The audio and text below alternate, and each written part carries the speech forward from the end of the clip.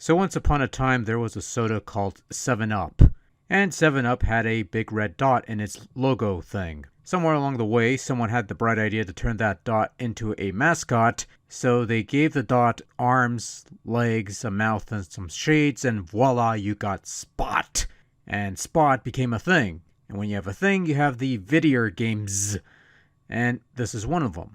Spot the video game for Nintendo Game Boy.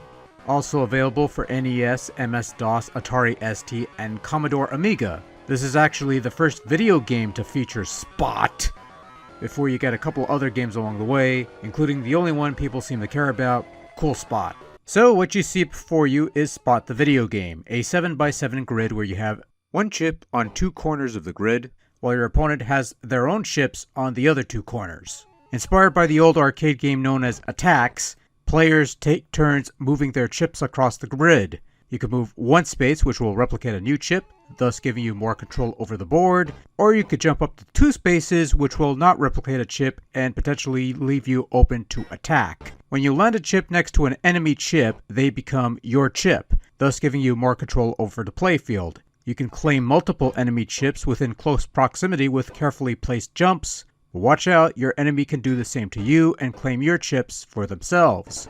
Whoever can claim all the chips on the board wins, though if all possible moves have been exhausted, then the player with the most chips on the board ends up winning. You only play one game, and then win or lose, it's back to the title screen. Spot the video game gives you options to alter the difficulty setting of the computer AI up to 5 levels, place a timer on your turn so you have a time limit on how long you have to make your moves, or you can edit the board so that certain areas cannot be crossed or occupied, adding an extra bit of strategy to the fold. You could design your own layouts, or you could choose from a large number of randomly selected layouts, which sort of mixes the gameplay up a bit. And if playing with the computer is a bit of a chore, then you could play with another human player. And the best part is you don't even need a game link. You just set the second player to man, because apparently women cannot be cool spots. Don't blame me, it's just the way they designed the thing. And you just pass the Game Boy whenever it's the other person's turn. So that's kinda cool, I guess, I suppose.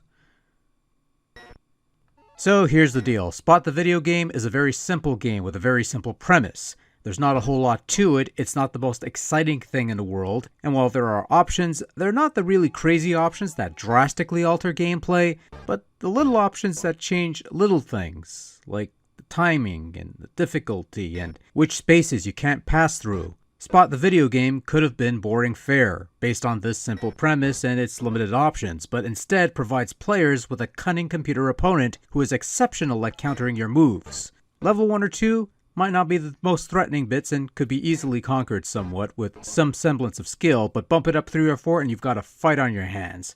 And if you think that's easy enough for you, then go bump it up all the way to 5 and, well, that's where the fun really begins, I suppose.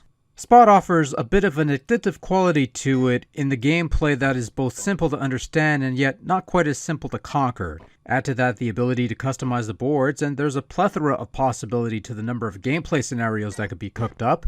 But even without that, this is a fun game. The perfect kind of game to play with friends, especially those not well versed in the video game world. The control is simple, functional, and straightforward for a game like this. It's not overly complicated.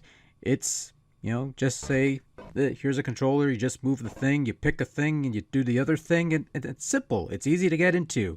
Spot's visual quality is simplistic and to the point.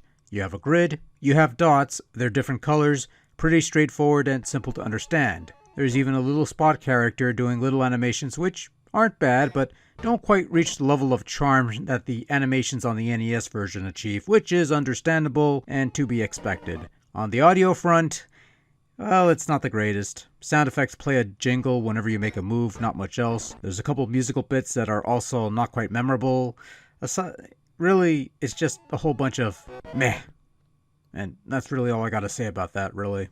Overall, Spot the video game is a relatively simple game that is surprisingly fun and replayable given what little it has to offer in terms of the core gameplay.